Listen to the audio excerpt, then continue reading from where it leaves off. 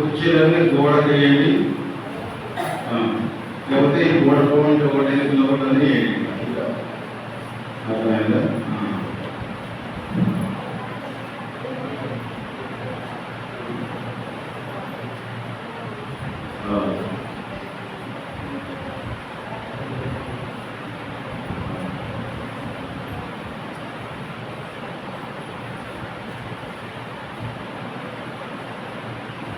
సరే,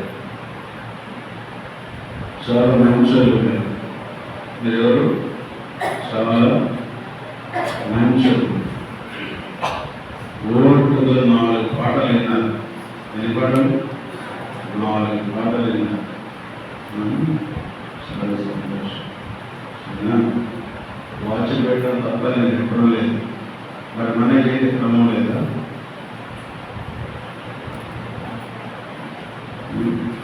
ఈ పాస్ రవీంద్ర గారి దగ్గరికి చేయించుకున్నాడు కాబట్టి టైం అంటే టైం. రవీంద్ర గారి దగ్గర ఎవరైతే తీసుకున్నారో ఆయన క్రమంలో ఎవరైతే ఉంచబడ్డారో టైం అంటే టైం అంతే, వచ్చినా లేకపోతే. అర్థమైందా? అందువల్ల నేను 10 గంటలకు ఆరంభం చేసి ఇది దైవికమైనటువంటి క్రమం. ఏదైతే క్రమం కాదో అక్రమము. అక్రమం ఏంటి? పాపం. ఇది మనం గుర్తించాలి. సరే, ఈరోజు ఆరాధనలో కూడా పాటలు విన్నవారు మాత్రమే మొదట ఆరాధన చేయండి.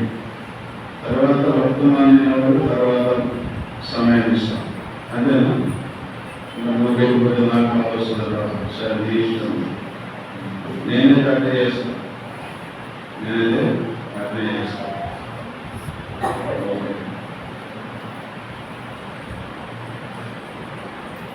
కీర్తన గ్రంథం 91వ కీర్తన. కీర్తనలు 91వ కీర్తన 4వ వచనం. బాబు యూట్యూబ్ నువ్వు వినడానికి పెట్టుకుంటే పర్లేదు, అప్లోడ్ కూడా చేయాలి. అప్లోడ్ చేసినంత మెసేజ్ కాదు. ఏదైనా తర్వాత వినడానికి ఏదైనా చేసుకొని మీ ఇంట్రెస్ట్ మళ్ళీ అప్లోడ్ చేసి అంటే ఒక పేదలో విశ్వాసం పెట్టోలా అందుకే భాష తీసినాడు అన్నట్టు. అయినా 91వ కీర్తన. ఏం కీర్తన? గట్టి చెప్పాలా? ఎంతమంది తిని వచ్చినారు కదా? నువ్వు తినలేదు తిని వచ్చినారు చెప్పాలి. ఎంతమంది తిని వచ్చినారు? ఆయన చేతుల్లో సగం తినొచ్చున్నాను. నేను కూడా తినొచ్చాను. మాంసం రొట్టె 2 దోశలు తినొచ్చాను. 5 గంటల వరకు కూర్చో. సరేనా? 4వ వచనం కలిచోదా? 4వ వచనం. ఆయన తన రెక్కలతో నేను కప్పును, ఆయన రెక్కలకు నేను ఆశ్రయము కలుగును, సత్యము వేగము దారుణై ఉన్నది. ప్రార్థన చేసుకున్నాను. ప్రేమల తండ్రి, మీరు ఎంతగా ప్రేమిస్తున్నప్పటికీ మా జీవితంలో నేను అవిధేయత, మాలో పతనాలు, మీ ఇంటికి వచ్చిన నిర్లక్ష్యం, మీ సన్నిధికి వచ్చినటువంటి అలక్ష్యం, ఇవన్నీ కూడా మా జీవితంలో ఉన్నాయి. ఇవన్నీ మేము కలిగి ఉండి కూడా మీ సన్నిధిలో మేము ఏ విధంగా ఆరాధించగలుగుతాం, ఏ విధంగా మీ పరిశుభ్రమైన వల్ల పాల్గొనగలుగుతాం. అందించి మీరు అతను పవిత్రపరచండి. చదవబడిన వాక్య భాగాన్ని మీరు దీవించున్నాం. యేసు నామములో ప్రార్థిస్తున్నాం తండ్రి.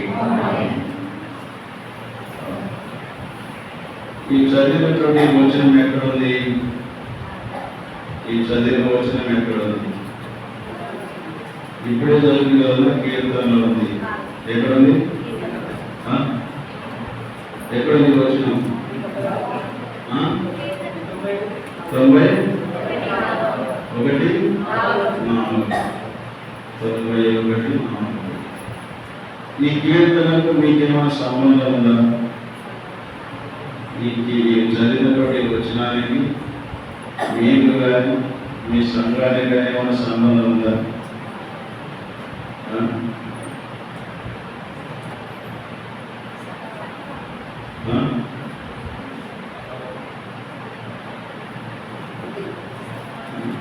మీ కారు కట్టి రాసేది కూడా తెలియదు. మీ కారు కట్టేది కూడా తెలియదు. ఎంత యథార్థవంతులు చాలా యథార్థవంతులు, సరైన భక్తి పరులు. ఏడాది వచనం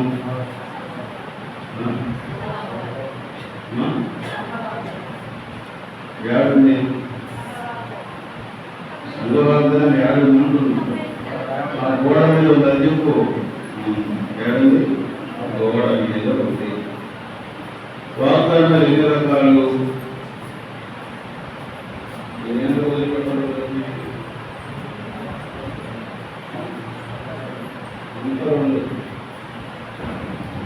అంటే ఎప్పుడైతే నా ముందుకు పోయిందా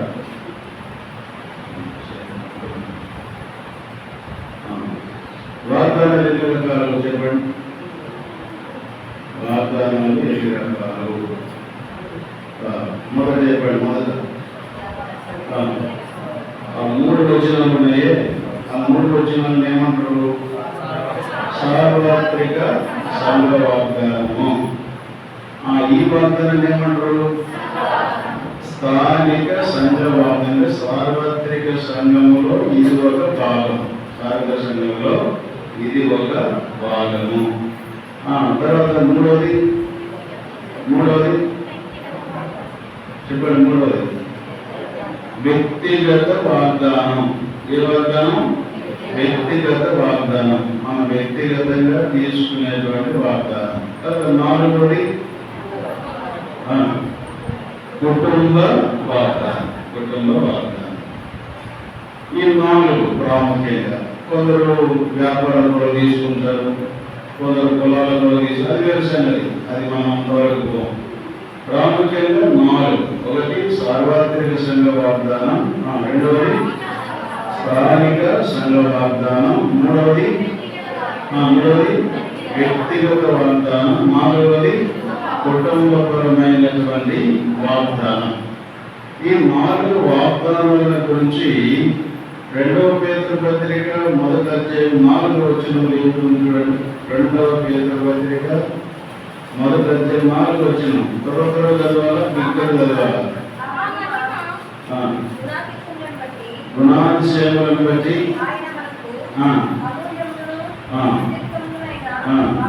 చాలు. కనుక ఈ వాగ్దానాల యొక్క విలువ, వాగ్దానాల యొక్క విలువ యొక్క అమూల్యము.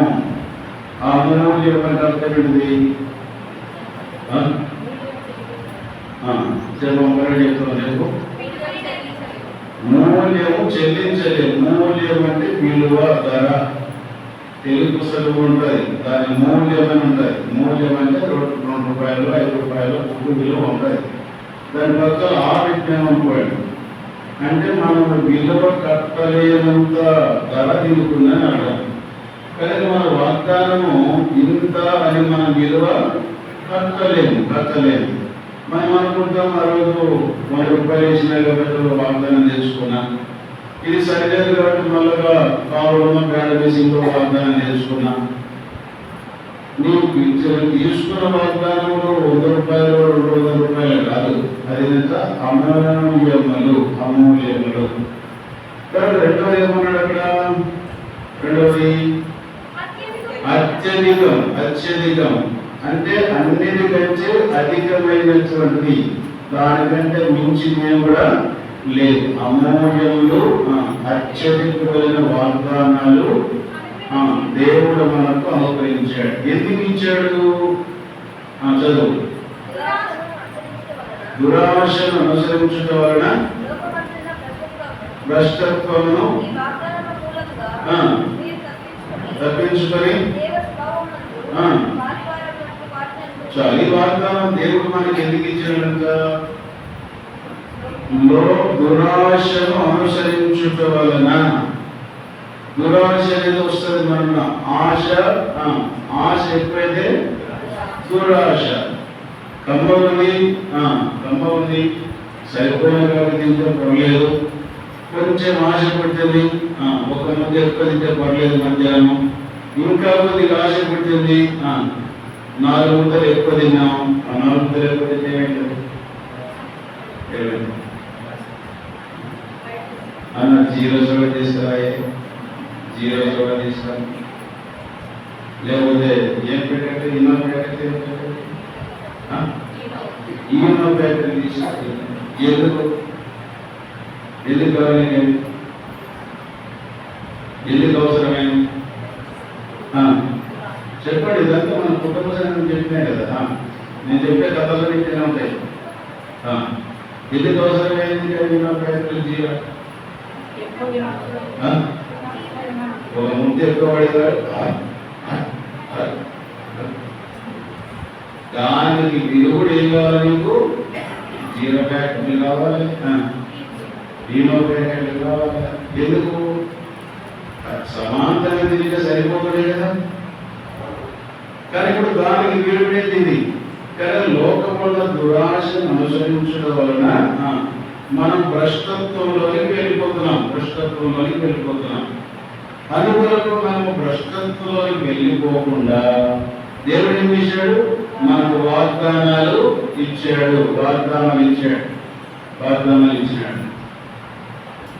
ఈ వాగ్దానాలు మనం అనుసరిస్తే దేవుడు మనకు వాగ్దానం ఇచ్చాడు, దాంట్లో నేను తృప్తి కలిగి జీవిస్తా, నాకు వేరేది నాకు అవసరం లేదు, నాకు కష్టం వచ్చింది దేవుడు వాగ్దానం ఉంది, నాకు వ్యాధి కలిగింది దేవుడు వాగ్దానం ఉంది అని సంతృప్తి కలిగి జీవించడానికి ఈ వాగ్దానాలు మనకు అనుగ్రహించి దేవుని స్వభావంలో మన పాలువారం కావడానికి దేవుడు వాగ్దానాలు మనకు అందించాడు. అలాంటి తరుణంలోనే దేవుడు మీ సంఘానికి ఇచ్చినటువంటి వాగ్దానం ఏంటి అంటే, ఇప్పుడు చెప్పండి, ఇదంతా ఎవరికి మిమ్మల్ని అడుగుతా, సరేనా? మళ్ళీ నాకు రిపీట్ చెప్తానే 2వ వర్తమానం చెప్తా, అది రిపీట్ చెప్తానే 3వ చెప్తా, అది చెప్పిన తర్వాతనే పెళ్లి వెళ్ళు, అది చెప్పిన తర్వాతనే పెళ్లి, సరేనా? ఎందుకంటే తెలుసుకున్నారు కదా, అంత కష్టపడి అందుకొరకు వచ్చినప్పుడు కొంచెం చెప్పాలి. సరే, మంచిది. ఓకే, మీకు ఏం కావాలక ఏం కావాలి, ఎన్నో ప్యాకెట.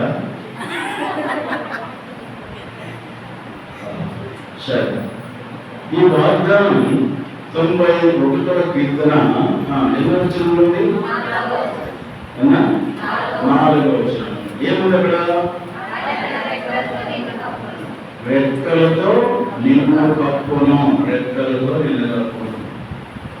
నాకు తెలిసినటువంటి కొద్దిపాటి పరిస్థితులను బట్టి ఇక్కడ స్థానిక సంఘం, ఈ యెరూషలేము సంఘం అనేటువంటిది అనేకమైనటువంటి పరిస్థితుల గుండా ప్రయాణించినటువంటి సంఘం, కుటుంబాల్లో లేకపోతే వ్యక్తిగతంగా సహోదరులు లేకపోతే సేవకులు రకరకాలైనటువంటి విధానంలో ఆయా రకమైన కలవరములు, కలతలు, ట్రాన్స్ఫర్స్, రకరకాలైన పరిస్థితుల గుండా ఈ సంఘము అనేటువంటిది ఎప్పుడు ఈ సంఘానికి నెమ్మది వస్తుందా, ఎప్పుడు ఏమి జరుగుతుందా అనేటువంటి పరిస్థితుల గుండా వెళ్ళినటువంటిది సంఘం.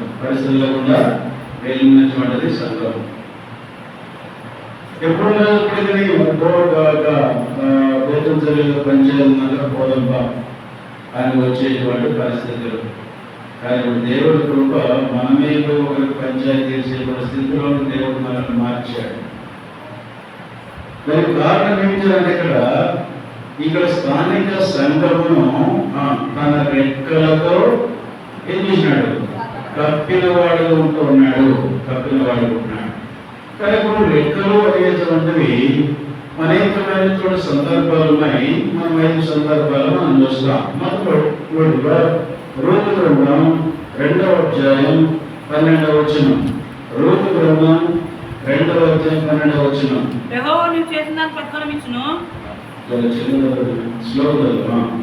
యెహోవా నీవు చేసిన దానికి ప్రతిఫలం ఇచ్చును. యెహోవా నీవు చేసిన దానికి ప్రతిఫలం ఇచ్చును. ఇశ్రాయేలు దేవుడైన యెహోవా రెక్కల క్రింద సురక్షితంగా ఉన్నాడు. రెక్కల క్రింద సురక్షితంగా ఉండుటకు నీవు వచ్చితివి. నీవు వచ్చితివి. నీవు వచ్చితివి. నీవు వచ్చితివి. కానీ ఇక్కడ మరి బోయజు రూతుల గురించి చెబుతున్నటువంటి మాట, రూతులుగా చెబుతున్నాడు మాట. దీనికి ముందుగా మనము గమనించినప్పుడు 57వ కీర్తన మొదటి వచ్చిన 57వ కీర్తన మొదటి వచ్చిన నన్ను కరుణింపుము, నన్ను కరుణింపుము, దేవా నన్ను కరుణింపుము, నన్ను కరుణింపుము, నేను నీ శరణు చూచి ఉన్నాను, నీ శరణు వచ్చి ఉన్నాను, ఈ ఆపద తొలగిపో వరకు, ఈ ఆపదలు తొలగిపో వరకు నీ రెక్కలు నేను సొరచూచి ఉన్నాను, నీ రెక్కల నీడను శరణు వచ్చి ఉన్నాను. కానీ ఇక్కడ ఈ రెక్కలు మనకి ఏం చూపిస్తుందంటే ఆశ్రయము, షెల్టర్. ఏం చూపిస్తున్నాయి? షెల్టర్, ఆశ్రయం. ఎవరు చెప్తున్నారు మాట? ఎవరు చెప్పలేదు మాట? దావీదు చెప్తున్నాడు. ఇప్పుడు ఆయనకు ఆశ్రయం ఎందుకు కావాలా? తనకు కలిగినటువంటి ఆపదలు ఏంటి అని అంటే ఇక్కడ సౌలు ద్వారా తరమబడుతున్నాడు. పైగా శీర్షిక 57వ కీర్తన పైన శీర్షిక ప్రధాన గాయకునికి అల్-తహేతు అను రాగం మీద పాడదగినది. గుహలో దావీదు సౌలు వద్ద నుండి పారిపోయినప్పుడు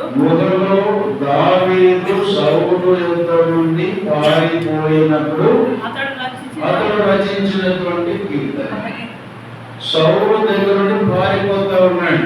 కష్టం వచ్చింది, ఇబ్బంది వచ్చింది. సౌలు ద్వారా తరపడుతున్న సందర్భంలో ఆయన ఏదో ఒక చోట దాక్కుతామని చెప్పేసి గుహలోకి వెళ్ళి దాక్కున్నాడు. కానీ ఆ గుహలోకి ఎవరు వచ్చారు? గుహలోకి సౌలు వచ్చినాడు. సౌలు యొక్క సైన్యం వచ్చింది.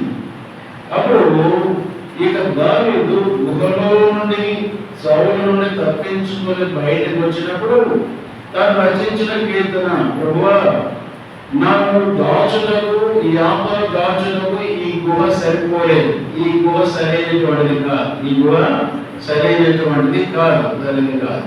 కానీ నాకు ఉన్నటువంటి ఆపదల నుండి ఏదైనా నన్ను దాచగలిగిందంటే, నాకు ఏదైనా ఆశ్రయించిందంటే నీ రెక్కలు మాత్రమే. కనుక అతను గుహలోనే బయలుదేరి ఎక్కడికి వెళ్ళాడు అని అంటే 22వ అధ్యాయం మొదటి వచ్చిన మొదటి సమయం 22 మొదటి సమయం దావీదు అక్కడి నుండి బయలుదేరి అదల్లాం గృహలోనికి తప్పించుకొని పోగా అతని సహోదరులు అతని తండ్రి ఇంటి వారందరూ ఆ సంగతి విని అతని ఎంతకు వచ్చి అక్కడ వచ్చారు. తర్వాత ఎందుకు పోయినాడు? ఆకీషు రాజు దగ్గర వెళ్ళాడు. ఆకీషు రాజు సంపూర్ణంగా సెలవునిచ్చాడు. దానికి ఆయన ఇచ్చినట్టు ఇచ్చాడు. తర్వాత ఆకీషు ప్రజలు సౌలు మీదకి యుద్ధానికి వెళ్తున్నప్పుడు ఈయన కూడా వెళ్తానన్నాడు, కానీ రమ్మన్నాడు. తర్వాత వెళ్ళకుండా దావీదు మనతో రావడానికి వీలు లేదు. ఇది ఏం చూపిస్తుందంటే మనకి విశ్వాస జీవితంలో మనకు ఆశ్రయము, మనకు షెల్టర్ ఏంటంటే ఆయన యొక్క రెక్కలు. గత సమస్యలు అన్నిటిలో కూడా సంఘము ఆయా పరిస్థితులతో కొట్టుమిట్టాడుతూ ఉన్నప్పుడు శత్రువులతో బహు బలంగా పనిచేస్తూ వచ్చినటువంటి సంఘం, శత్రువులతో రకాలైనటువంటి విధానాలుగా మరి మన మీదకి దాడి చేసినటువంటి ఈ యొక్క యెరూషలేము యొక్క సంఘం, యెరూషలేము సంఘం. అయితే నాడు దేవుడు తన ఉచితమైనటువంటి కృప చేత ఈనాడు మనకి ఏమి ఇచ్చాడు? షెల్టర్ ఇచ్చాడు, ఆశ్రయించాడు. అందులో బట్టి ప్రభువును ఆరాధించాలి. సంఘము అంటే ఎవరికి? సంఘము అంటే ఎవరు? సంఘము ఆయన యొక్క శరీరం. ఆయన యొక్క శరీరంలో ఉన్నటువంటి అవయవులు ఎవరు? రక్షించబడినటువంటి మనం అందరం. అలాగే సంఘం అనేటువంటి శరీరానికి, శరీరంలో ఉన్నటువంటి అవయవులు అన్నిటికీ కూడా ఆయన ఇచ్చిన వాగ్దానం ఏంటంటే తన రెక్కలతో నిన్ను కప్పును. ఆయన రెక్కలు ఏం చేసినప్పుడు మనకు ఆశ్రయించాయి. తర్వాత రెండవగా రూతు గ్రంథం 2వ అధ్యాయం రూతు గ్రంథం 2వ అధ్యాయం 12వ వచనం మొదలుకొని యెహోవా నీవు చేసిన దానికి ప్రతిఫలం ఇచ్చును. రెక్కల కింద సురక్షితంగా ఉన్నట్లు సురక్షితముగా అంటే దేని చూసండి సాటిస్ఫాక్షన్ తృప్తికరమైనటువంటి అనుభవం సురక్షితం. ఇప్పుడు సురక్షితంగా ఉండటకు వచ్చినటువంటి రూతు ఎట్లా వచ్చింది, తన పరిస్థితి ఏంటి అని ఆలోచించినప్పుడు మొదటి అధ్యాయం 17 వచ్చిన రూతు గ్రంథం మొదటి అధ్యాయం 17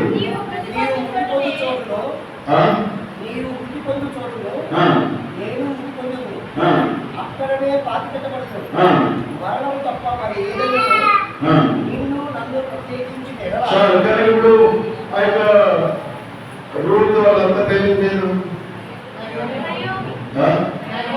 నయోమి. ఆ యొక్క కుమారుడు అయిపోయిన తర్వాత నయోమి అంటుంది ఇద్దరు కోడలను పిలిచి మరి దేవుడు నాకు ఇల్లు చేశాడు, నేను వెళ్ళిపోతున్నా, మీరు మీ ఇళ్ళకి పోండి, మీరు మళ్ళీ పెళ్లి చేసుకోండి అని అంటే ఎవరు పెళ్లి చేసేది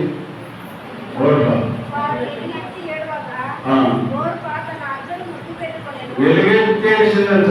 ఎందుకంటే ఏం విడిచింటది, నేను విలువగా ఎక్కడ అనుకోవచ్చు మమ్మల్ని కూడా చేసుకోవాలి, వాడు తెచ్చారు మూడు తెచ్చారు అని బయటకు ఏడ్చి ముందు పెట్టుకొని కొత్త లేకుండా పోయింది. ఎవరు కోరుకో.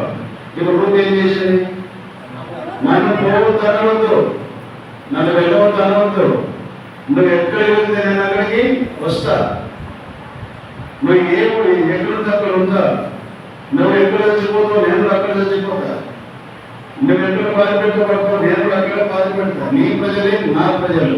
ఏం చూసింది రూపు అని అంటే నయోమి యొక్క దేవుని యొక్క రెక్కలు ఆశ్రయం.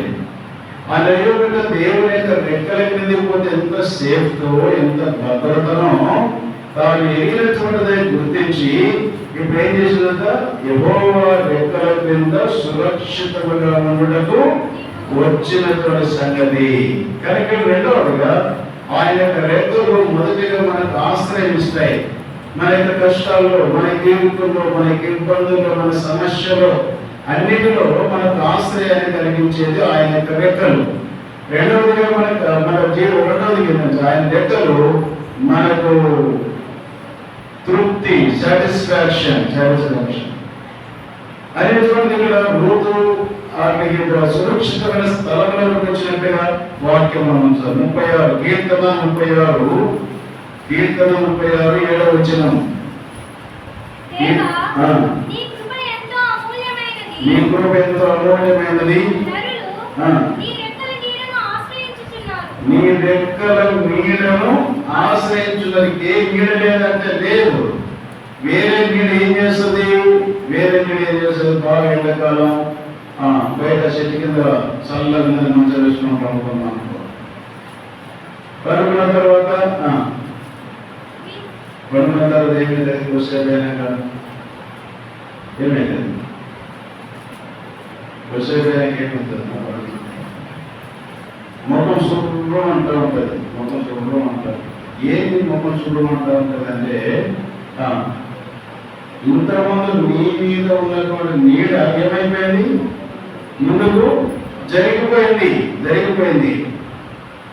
కానీ ఇక్కడ ఏమన్నాడు, దేవ నీ కృప ఎంతో అమూల్యము, నరులు ఆయన రెక్కల కింద నీడ ఎప్పుడు కూడా తరిగిపోదు. అది సురక్షితం, అది సాటిస్ఫాక్షన్, తృప్తికరమైన అనుభవం.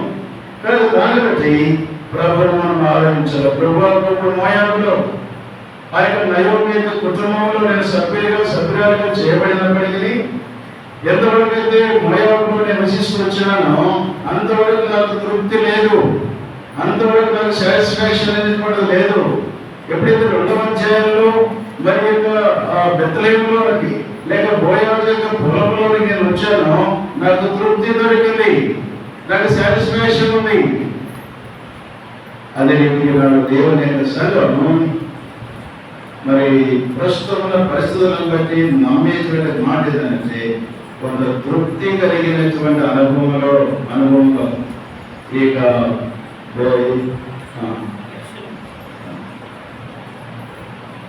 అమ్మ మీరే ముందు జరిగి కూర్చుంటే వాళ్ళ ఇద్దరు కాలేదు.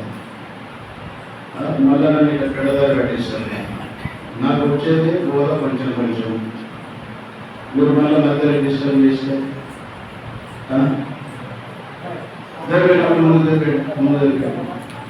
జరగండి ముందుకి. ముందు వచ్చిన వాళ్ళకి ముందు కూర్చుంటే వెనక వచ్చిందా వెనక కూర్చుంటారు. ఈ పద్ధతి.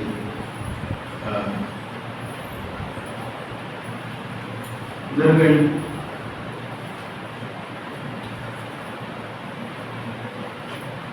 మీరు కోపడద్దులేండి. మీరు ఎవరికి మాట్లాడో తెలుసా? చెప్పమంటారా? ఎవడో మన లోకేశ్వర వాడు కెమెరా పట్టుకోవాలని ఇక్కడ ఏం చేస్తారు? నేను పడతానా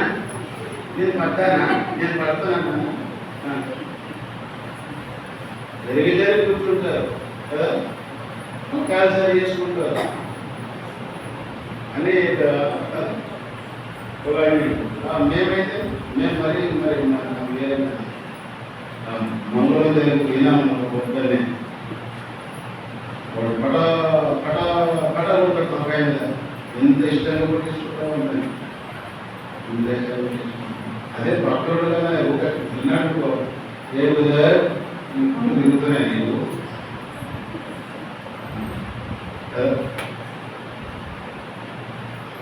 చూడండి. దేవాలయం కూర్చోండి. ఇప్పుడు ఎక్కడ ఏం చెప్తున్నా చెప్పండి. ఇప్పుడు యాడ్ చేయలేదు కదా చెప్పండి.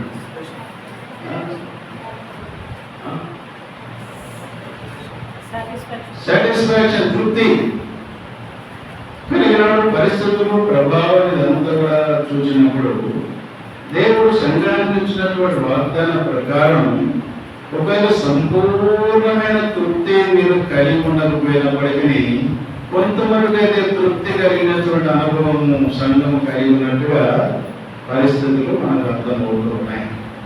దాన్ని బట్టి ప్రభుత్వం ఆరాధించాలి. ప్రభువా ఒకప్పుడు అటు ఇటు కొట్టు వింటాడుతున్నట్టు మమ్మలను నెమ్మది లేనటువంటి మమ్మలను మందిరం ఉంది, సంఘం ఉంది, కానీ నెమ్మది లేనటువంటి పరిస్థితుల్లో అటు ఇటు కొట్లాడుతున్న పరిస్థితులు సౌలు ద్వారా అనేక రకాలైన పరిస్థితుల వల్ల సౌలు ఎవరు?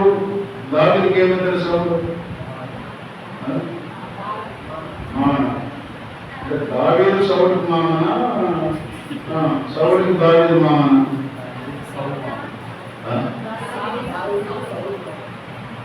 దావీదు సౌలుకి మామంతా ఏదైనా చేతులు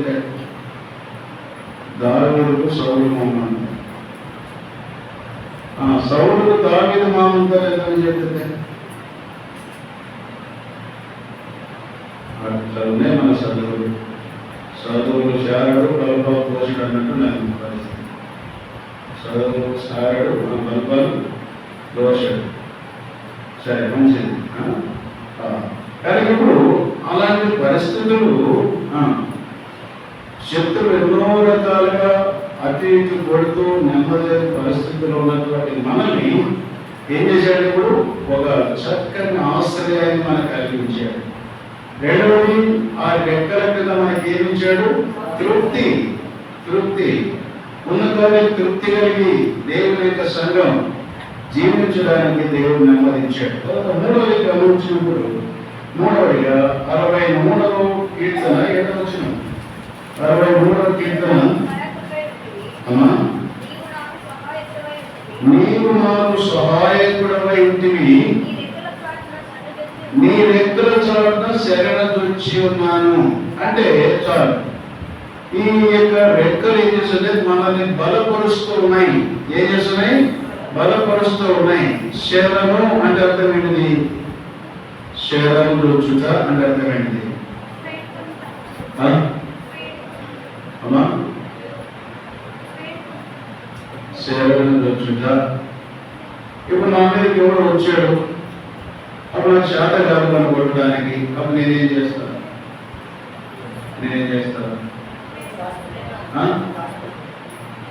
దాక్కోవడం లేదు, అది లేదు. ఈ పద్ధతి ప్రకారం నాకంటే బలవంతుడు లేక నా మీదకి వచ్చిన వాళ్ళకంటే బలవంతుడు ఎవరైనా ఉంటే వాడి దగ్గర పోయి ఆశ్రయం పొందయ్యా, పలానాడు నా మీద దాడి చేస్తా ఉన్నాడు, వాడిని ఎదిరించిన నాకు శక్తి సరిపోవడం లేదు.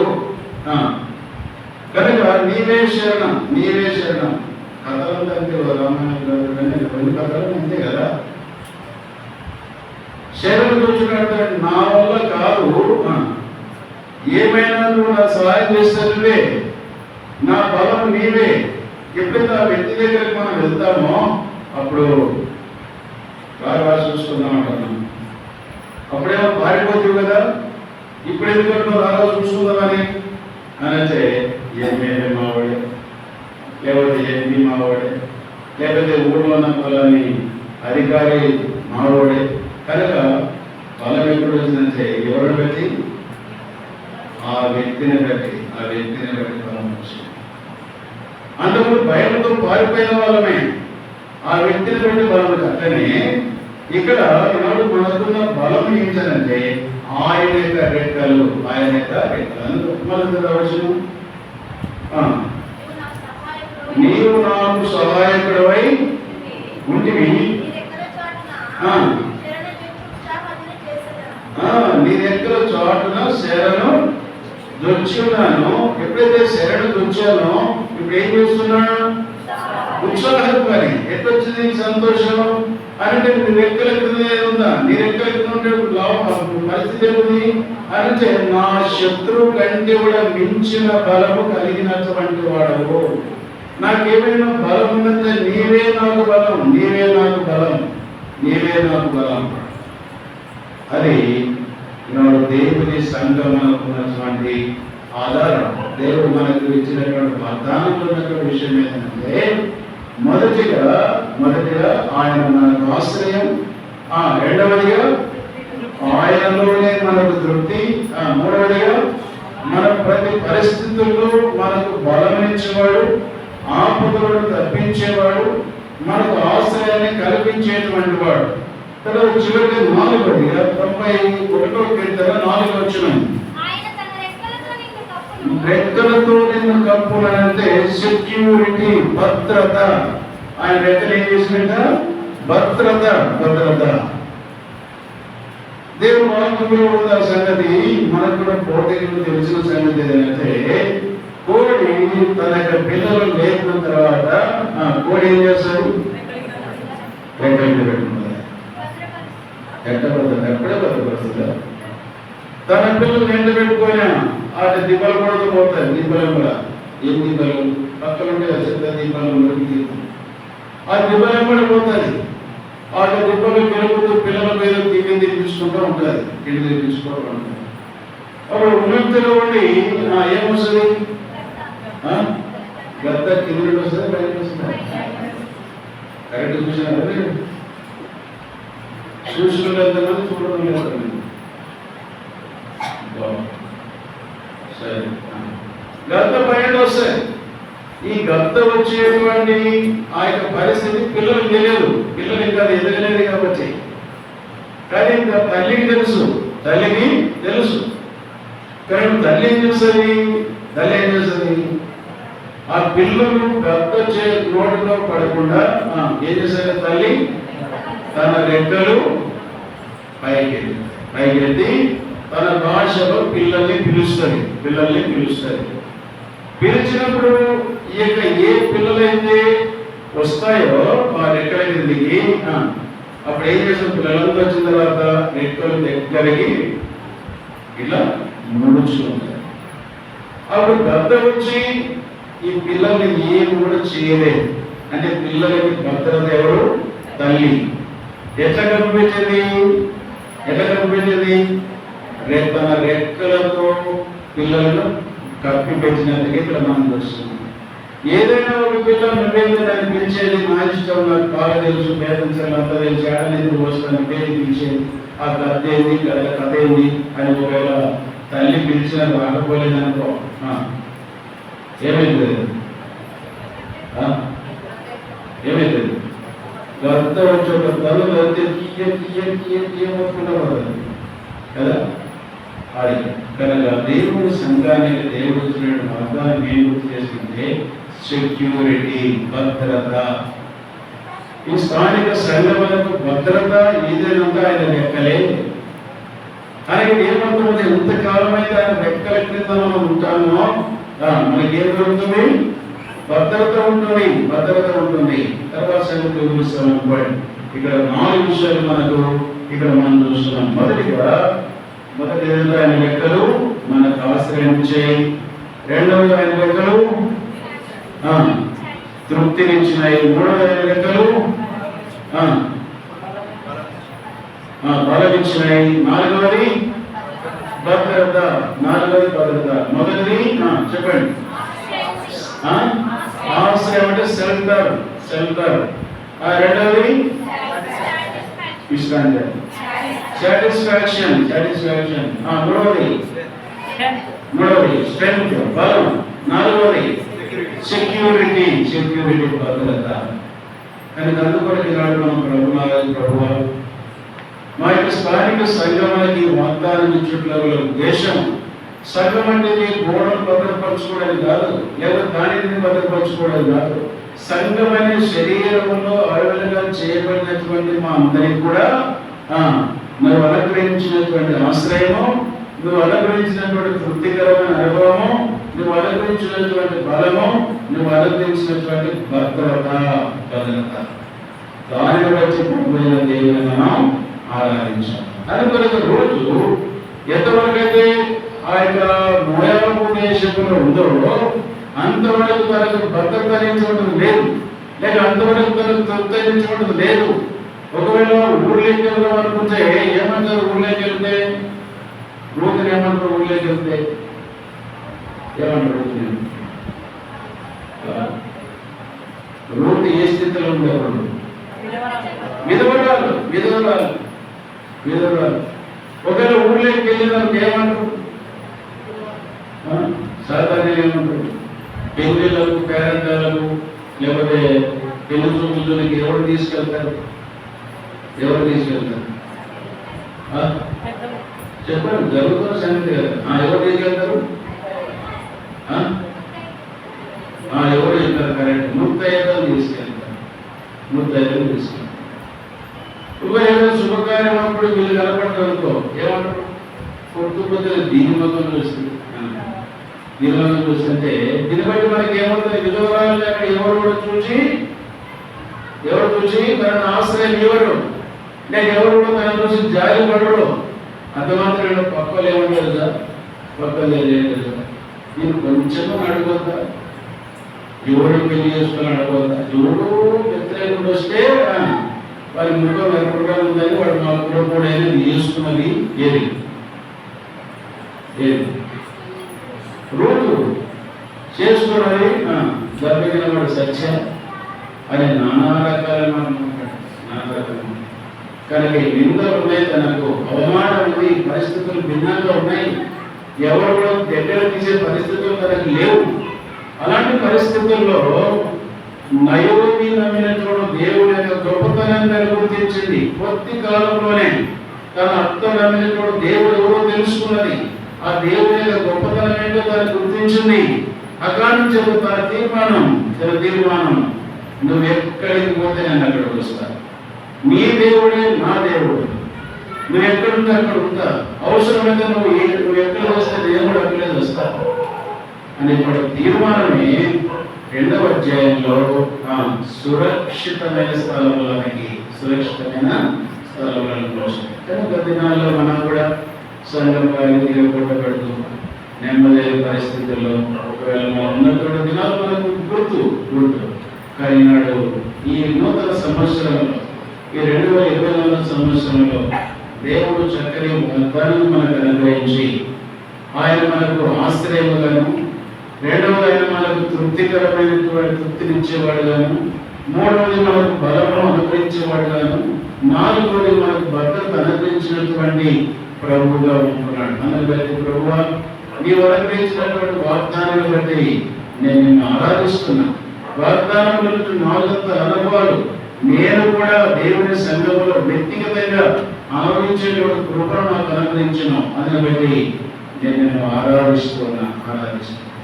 ఒకరి అనుభవం కానిటువంటి వారు మత్తయి సువార్త 23వ అధ్యాయం ఏమంటాడంటే, యెరూషలేమా చదవండి. మత్తయి సువార్త 23:37 యెరూషలేమా యెరూషలేమా ప్రవక్తలను చంపుచు నీ యొద్దకు పంపబడిన వారిని రాళ్ళతో కొట్టుచు ఉన్నదానా? చాలా యెరూషలేము చెప్పండి. యెరూషలేమా యెరూషలేమా నేను నీ దగ్గరికి ప్రవక్తలు పంపించిన. నేను నీ దగ్గరికి ఎవరు వచ్చినారనిగా ప్రవక్తలు ఇంకేమన్నాడు? నీ యొద్దకు పంపబడిన వారిని నేను ప్రవక్తలు పంపించిన హెచ్చరించడానికి. పాత నిబంధనల ప్రవక్తలు, కొత్త నిబంధనల అపోస్తలులు. పాత నిబంధనల ప్రవక్తలు, కొత్త నిబంధనలు అపోస్తలులు. ప్రవక్తల ద్వారా ప్రవచించబడిన ప్రవచనములే పాత నిబంధన. అపోస్తలుల ద్వారా చెప్పబడినటువంటి వాక్యమే కొత్త నిబంధన. కనుక వారిని పంపడం ఉద్దేశం మనం సరిచేయడానికి, వీరిని పంపడం ఉద్దేశం మనం సరిచేయడానికి. కనుక యెరూషలేముకు అనేక ప్రవక్తలను పంపితే వారు ఏం చేశారంట? ప్రవక్తలను దేంతో కొట్టారంట? రాళ్లతో కొట్టి చంపుదాన్ని రాళ్లతో మీరు వచ్చినారు. అయితే నేనేం చేసిన? కోడి ఎలా చేర్చుకున్నాను? చేర్చుకున్నవాళ్ళని ఉంటిని కానీ మీరు రాలేదు. అయ్యా మీ కొరకు లెక్కలు చాచిన గత సంవత్సరాలన్నీ కూడా తరుణం ఇచ్చిన. ఈ 24 సంవత్సరం 5 నెలలు మీకు తరుణం ఇచ్చిన. ఎన్ని నెలలు? 5 నెలలు. ఎందుకొరకు? మీరు రెక్కల వెలుపడుంటే మీకు భద్రత లేదని, రెక్కల వెలుపడుంటే మీకు తృప్తి లేదని, రెక్కల వెలుపడుంటే మీకు బలం లేదని, రెక్కల వెలుపడుంటే మీకు ఆశ్రయం లేదని నాకు తెలుసు. కాబట్టి నేను మిమ్మల్ని చేర్చుకోవాలని ఈ 5 మాసములు నేను రెక్కలు చాచుకొని ఉన్నా. కానీ మీరేమైనారు? యాడికట పోతూ చూడండి సీరియస్ యాడికట ఈవేనా కొత్త వచ్చి ఏమనుకోదు. ఈ దర్శనం సంబంధించిన పిల్లలకు నేర్పించాలి. పిల్లలకు మీరు అబద్ధాలు ఎప్పుడు చెప్తారు చెప్పండి. సిస్టర్స్ నేను కూడా అబద్ధాలు ఎక్కడ చెప్తాను. చిన్న పిల్లలకు అబద్ధాలు ఎప్పుడు చెప్తాను? రోజు కరెక్ట్ చెప్పింది ఎప్పుడు? అనాది అదే పూచొచ్చు అదొక ఇంటి కుక్క పెట్టదు. అక్కడ కుక్కలు పెట్టేది లేదు, పూట వచ్చి లేదు, పూటోడు వచ్చేది లేదు, దొంగ కూడా వచ్చేది లేదు. వాళ్ళ కన్నుండి దొంగ మాట చెప్పి అన్ని అబద్ధాలు కూడా చెప్పి ఒక ముద్ద పిల్లల నోటి వెళ్ళి మీరు ప్రయత్నం చేస్తాం. కానీ ఇంటి దగ్గర దేవుడి మందిరం కోసం పిల్లలు చేస్తున్నాం. పిల్లలు మనం పోయి దేవుడి మందిరానికి, దేవుడి మందిరం ఎవరు ఉంటారు? దేవుడు ఉన్నాడు. మనం అక్కడ ఇష్టం వచ్చినట్టు తిరిగితే దేవుడు చూస్తాడు. దేవుడు కోపం వస్తుంది బిడ్డ, మనం అట్లా చేయకూడదు అని ఎవరు మనం చెప్తున్నాం. పిల్లలకి ఎవరు చెప్తున్నాం? మంచిది. వాడు ఉంటే సరిపోయాలి, వినకపోతే అది వాడి బాధ్యత వాళ్ళే. మనం తల్లిదండ్రులు మనం ఏం చేయాలా? చెప్పాలా? అది సంగతి. కనుక సరే ఎక్కడ పోయినా మెయిన్ ట్రాక్ అంటే లూప్ లైన్ పోయినా ఇప్పుడు మెయిన్ ట్రాక్ ఏంటిది? కోడి. కనుక ఈ దినాలైనా దేవుడు వారి యొక్క తరుణం ఇస్తున్నాడు. ఇంతవరకు దేవుని యొక్క సంఘం అనేటువంటి సంఘములను అంగముగా చేయబడకపోతే, దేవుని యొక్క సంఘములో రక్షణ, పాపక్షమాపణ, మారుమన సంభవం పొంది దేవుని సంఘములో ఇంతవరకు చేర్చబడకుండా ఇంతలో వెలపడనే ఉంటే నీకు అపాయం అనేటువంటిది పొంచుకొని ఉంది. ఏం అపాయం? గద్ద ఎప్పుడు నీకు తెలియదు. గద్ద ఎప్పుడు తెలియదు.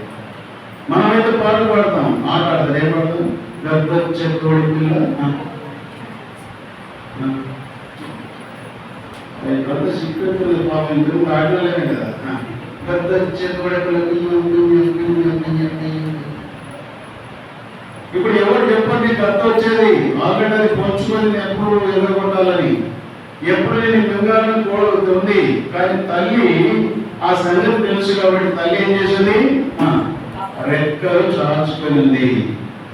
కనుక ఈ రెక్కల క్రిందికి వచ్చినటువంటి దేవుని ప్రజలు ఆరాధిస్తూ ఉంటుండగా ఇంకా ఈ రెక్కల నీడకు రాకుండా, రెక్కల క్రిందికి రాకుండా, ఇంకా నాకు బాగా రెక్కలు ఉన్నాయే, నేను ఇంకా యవనస్తులే, ఇప్పుడే నాకెందుకు యేసు ప్రభు, ఇప్పుడే నాకెందుకు రక్షణ, ఇప్పుడే నాకెందుకు అనుకుంటే ఒక దిన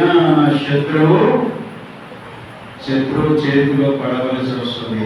నిన్న మనం చూసిన కరీంనగర్ సైడ్ వాడు టైం వచ్చి బాంబు వేసి వచ్చినాడు. అది వస్తున్న 30 నిమిషాలు వెళ్ళేసి వచ్చినాడు. కానీ లోకం ఆడేదేముంది, కనుక అలాంటి పరిస్థితులు మనకు రాకమంది. ప్రభువా, దేవుడి ప్రజలైన వారు పొందిన ఆశ్రయాన్ని బట్టి, వారు పొందిన తృప్తిని బట్టి, వారు పొందినటువంటి బలమును బట్టి, వారు పొందినటువంటి భద్రతను బట్టి వారు నోటారా ఆరాధిస్తూ ఉంటుండగా నా యొక్క జీవితానుసారం ఆలోచించుకున్న నాకు భద్రత లేదు. అయినా కృపల దేవుడిపై నీ రెక్కలు చాచినాం. ఎన్నోసార్లు ప్రవర్తన చెప్తే వినలేదు, ఎన్నోసార్లు వారిని దూషించిన, ఎన్నోసార్లు వారు రాళ్లతో కొట్టిన మీరేది మాకు చెప్పేది. ఒకవేళ ప్రత్యక్షంగా రాళ్లతో కొట్టకపోయినా దేవుడి దాసులు చెప్పేటువంటి వాక్యమును తృణీకరించుట, దైవ వర్తమానం తృణీకరించుట. కనుక మొత్తం ఇక్కడున్న వాళ్ళు మాత్రమే కాకుండా ఒకసారి మాంత్రికుడు వచ్చారు. ఎవరు వచ్చింది మాకు తెలుసు, మీకేం తెలియదు. ఆరోగ్య మహాభాగ్యం వచ్చారు. ఎంతమంది బాగుపడుతుంది, బాగుపడలేదన్నది ఎంతమంది దయ్యాలు పెట్టింది, ఆయన నిలబడిన దయ్యాలు ఎంతమంది పెట్టింది అంటే మనం కొంచెం తప్పని కాదు. దేవుడు ఆయన సమయంలో అలాంటి వాటిని పిలిపించి దేవుని వాక్యాన్ని మనం తెలియపరుస్తున్నాడు. ఎంతవరకు మనం అంగీకరించిన అర్థం ఏంటి, అట్టే చెప్తా ఉంటారు ఇలాగని పని లేదు, పర్వాలేదు. ఒకవేళ స్థితిలో నష్టంలో దేవుడి ప్రజలు ఆరాధిస్తూ ఉంటాడు కదా. తర్వాత ఎవరు వచ్చింది, సుబుద్ధి, మంచి బుద్ధి. ఏం బుద్ధి, సుబుద్ధి, మంచి బుద్ధి. ఆయన పొందినట్టు సుబుద్ధిని గురించి మనకు బోధించే ఇంకా మారకపోతుంది. అట్లా కాదని చెప్పేసి ఎవరు పిలిపించినప్పుడు ఎవరు పిలిపించారు, చెప్పండి కదా. నా పేరు ఏం పేరు, తిమోతి. అంటే వీడు నీ బుద్ధి నా బుద్ధి రకంగానే ఉన్నది, నీ బుద్ధి నా రకంగా ఉన్నది. మీరు చెప్తారు వెళ్ళిపోయారు, నా ఆట నాది, అబ్బాయి ఇక్కడ అంశం ఏంటంటే దేవుడు సంఘానికి తెచ్చినటువంటి వాగ్దానం ఏంటంటే ఆయన రెక్కల క్రిందికి సంఘాన్ని తీసుకొచ్చాడు. గతంలో ఎన్నో రకమైన కలవరములు, కలతలు, ఆయా పరిస్థితులు కూడా కొట్టబడుతూ, గాలివానల చేత, అలల చేత కొట్టబడుతూ ఉన్నటువంటి స్థితి కలిగినటువంటి సంఘాన్ని దేవుడు చక్కటి వాగ్దానం ఇచ్చి ఈ దినం వరకు స్థిరపరిచినటువంటి వాడుగా ఉంటూ ఉన్నాడు. నెమ్మది కలిగి జీవించేటువంటి కృపను దేవుడు మనకు ప్రసాదించాడు. ఇదేవో మన భక్తి కాదు, లేకపోతే పాస్టర్ భక్తి కాదు, ఇంకోటి భక్తి కాదు. దేవుడి యొక్క వాగ్దానం అన్నది, దేవుని వాగ్దానం అనేటువంటిది మనకు అనేక యొక్క ప్రార్థనలు మన సంఘం మీద ఉన్నాయి. దానిలో సంఘ మరి భక్తులు ఎత్తినేమి, లేకపోతే సేవకుడు ఎత్తిన అందరి ప్రార్థనలు సంఘం మీద ఉన్నాయి. అందువరకు ఈ పొందినటువంటి 400 మొదటి ఆశ్రయము, రెండవది తృప్తి, మూడవది బలము, నాలుగవది భద్రత. ఈ 400 దాన్ని బట్టి మనం శుద్ధిస్తాం. సంఘం అనగా మనమే, ఎవరో కాదు. వ్యక్తిగతంగా సంఘం అంటే మనకు కూడా ఇలాంటి అనుభవించిన కారణం చేత ప్రభుని ఆరాధిస్తాం. దేవుడు ప్రజలు ప్రభుని ఆరాధిస్తున్నాను. ఎవరైతే ఈ అనుభవం లేదో, ప్రభు ఇది నన్ను కనిగించు, ఇది నన్ను మీరు ఎక్కడ కిందికి వస్తారు, నన్ను ఆశ్రయించు అని ప్రభుని అడిగితే ప్రభుత్వం నీకు కూడా తృప్తికరణ అని దయచేస్తాను. ఆరాధన.